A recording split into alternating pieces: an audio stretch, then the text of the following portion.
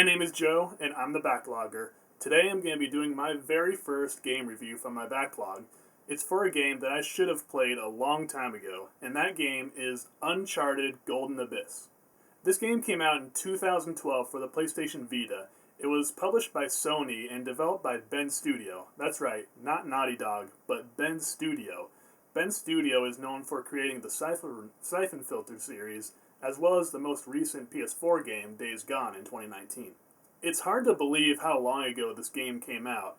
It's also hard to believe that this game came out only 3 months after Uncharted 3 came out, so that means we got a whole new Uncharted adventure almost immediately after a whole new console release. So I myself am a huge Uncharted fan. It's one of my favorite video game series ever, and I got the Platinum trophies for the first 4 games. I also really enjoyed Uncharted Lost Legacy, but Golden Abyss was one I missed out on because I just couldn't afford to buy a PlayStation Vita at the time, and I also remember reading reviews saying that this Uncharted game is good but doesn't quite live up to the Uncharted name, so my excitement for it wasn't too high.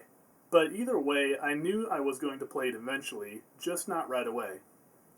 Little did I know it would take me 8 years after its release, but it does feel really good to know that I finally played and experienced it. The Uncharted series is one of Sony's biggest series, and anytime a big series like this, such as Uncharted, Resistance, SOCOM, or Ratchet & Clank, get a release on the PSP or Vita, they end up being a lot different from their console versions. It's where they don't really fit in with their main series, but kind of act as more of a side story. See, like with Golden Abyss, it's a prequel to the main series, and you don't really have to play this game in order to understand what's going on in the next few games that are chronologically take place after it. It's like it just serves the purpose of providing the fans with another game, but you can play it on a handheld instead of a console. But Uncharted Golden Abyss is darn good on the handheld. It also looks very impressive visually. I haven't played very many PlayStation Vita games, but for a handheld game, this looks nothing short of impressive. I was very impressed when I first turned it on and noticed how amazing the graphics were and how the game looked just as impressive as Uncharted 1 on PS3, perhaps even better. There's only a few minor problems like frame rate drops, texture popping, and the way the character's eyes look is kinda weird. Other than those small graphical hiccups, it looks fantastic. For a portable game, it also offers a very good story with some good new characters. As I said before, this is a prequel to Uncharted Drake's Fortune, and while there doesn't seem to be any actual time period mentioned, you can actually assume that it takes place probably several years before Uncharted Drake's Fortune. In this story, Nathan Drake is on an adventure with a new character named Dante, who needs Drake's help identifying some relics in Central America. Early on, we also meet up with one of Dante's partners named Marissa Chase. These 2 new supporting characters are great, and I love the interactions between them and Drake. Some of the interactions with Dante are especially hilarious. You'll even meet up with Sully, who doesn't become a main supporting character until about halfway through the game, and it's always a pleasure seeing these 2 characters together.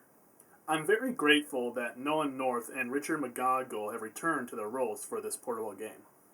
Speaking of Sully, I feel like the Uncharted series has always kind of had a shortage of seeing this great character on screen. If you look at Uncharted Drake's Fortune, he's in that one quite a bit, but if you play it again, you'll notice that you actually don't see him as much as you might remember. And in Uncharted 2, he's hardly ever in that game. Uncharted 3, he's in that one a lot. In Uncharted 4, he's kind of back to not really in it a whole lot. Really, there is a shortage of him on screen in a lot of the games.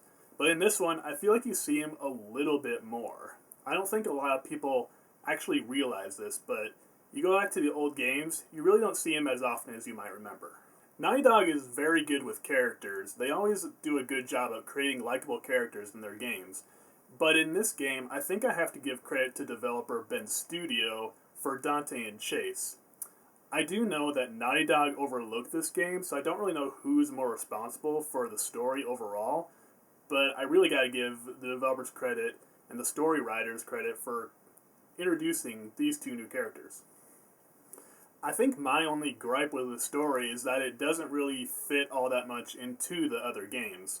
I mean, it's definitely believable that these events happen prior to Drake's fortune, but it just comes off as a story where Nathan Drake starts his adventure and then it ends, and none of that really carries on to the other games. I won't spoil anything, but I would have liked it if they could have maybe had little Easter eggs or hints of what's to come later on in the story. Things like introducing Eddie, or maybe showing how Drake actually met Elena. At the beginning of Drake's fortune, you can assume that Nathan and Elena only recently met, so it would have been cool to see them meet and see how that leads into the part where they're on the boat in Uncharted Drake's Fortune. I just feel that a prequel is a perfect time to do that type of fan service. Otherwise, it doesn't really matter that it's a prequel. They could have made a game that takes place between Uncharted 1 and 2 and brought back Elena, so I can't really think of a specific reason why it needs to be a prequel, but that's the only small gripe.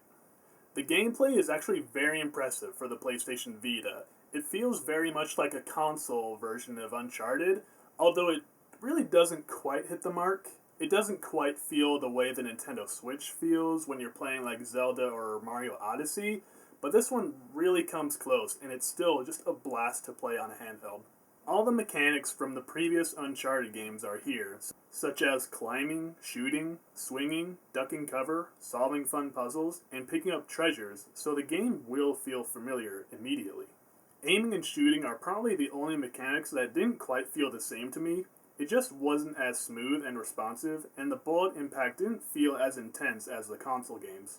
I think the reason for it feeling so different is due to the PlayStation Vita's R and L triggers not feeling the same as a PlayStation 4 controller or even a PlayStation 3 controller, so that is probably my only small gripe with the gameplay.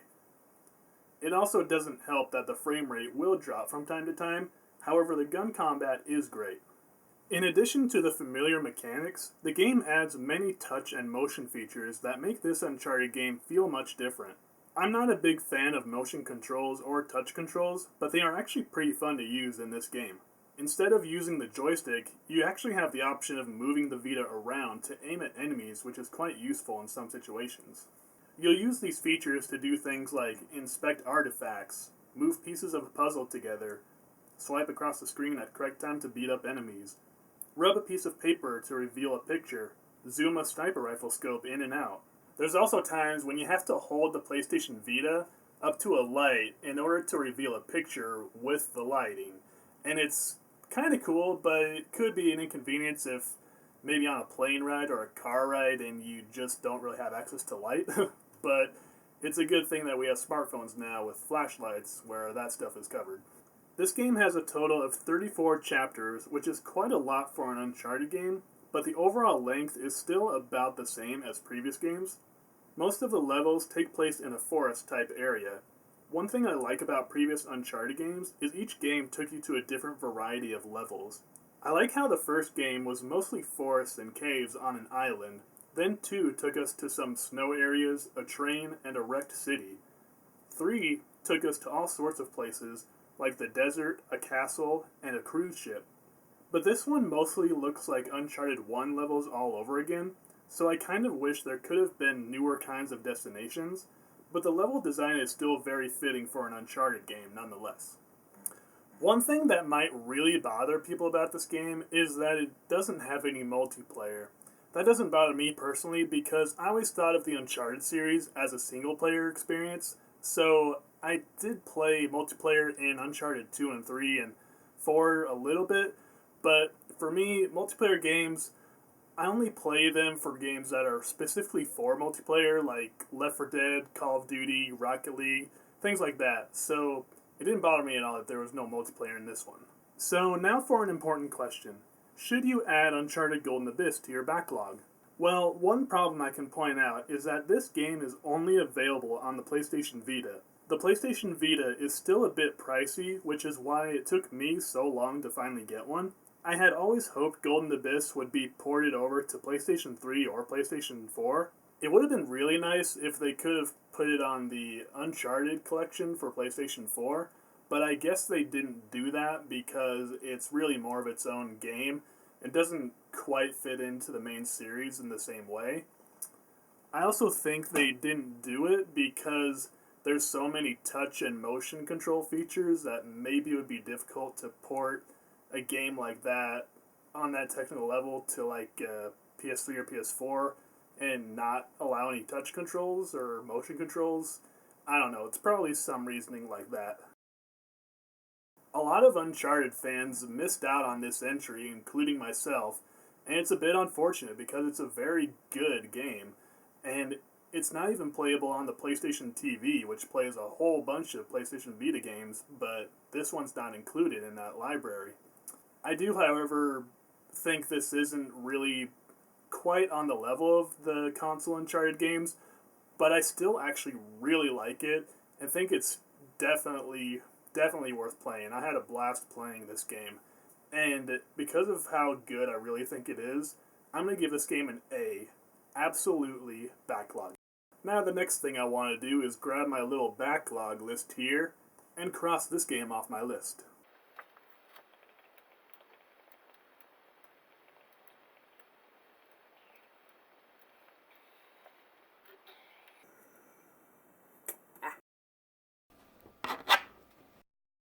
I would imagine there are still thousands of Uncharted fans that still need to experience this game, and it's a bit unfortunate that the PlayStation Vita is the only way to play it, but at the same time, it really does make the PlayStation Vita a very special console. I have my PlayStation Vita right here. I just got this like a year ago. I haven't played it too much, but I'm really excited to get around to playing more games on it, and I would highly recommend doing your own research to see if it's something you'd be interested in. But I really think that this console, this handheld, has something to offer for everyone, so I would highly recommend going out and get one. There's so many games on it, and I've got a lot to work on. After I finished Uncharted Golden Abyss, I've been coming back to it from time to time and working on the Platinum Trophy. I think I will try and find all the collectibles by myself without a guide. It might be pretty tough, but I'll see how I do. Like I said, I'm a huge fan of this series, and Ben Studio treated it very well with this handheld release. Let's just hope the live-action Uncharted movie starring Tom Holland will end up getting good treatment. I mean, I'm really not all that interested in that Uncharted movie. I love Tom Holland, but I just don't really see him as Nathan Drake. I don't really like the idea of Nathan Fillion playing him either, even though he did it in that fan film made on YouTube or whatever. If it were up to me, though, I would choose Paul Rudd as Uncharted for a live-action movie. I really think he has it, especially after seeing him in Ant-Man. I really think he has the right charm, and I haven't heard anyone else give that suggestion before, but that's mine personally. But more than likely, I think they probably want someone young for the role, but whatever.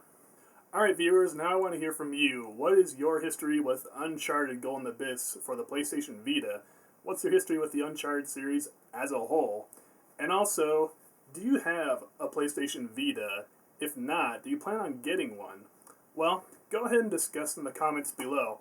Also, please subscribe and like this video, and if you don't get around to that right away, just add it to your backlog. Alright, thank you so much for watching my first video. I really enjoyed doing this review. I hope you enjoyed it. And until next time, keep on backlogging.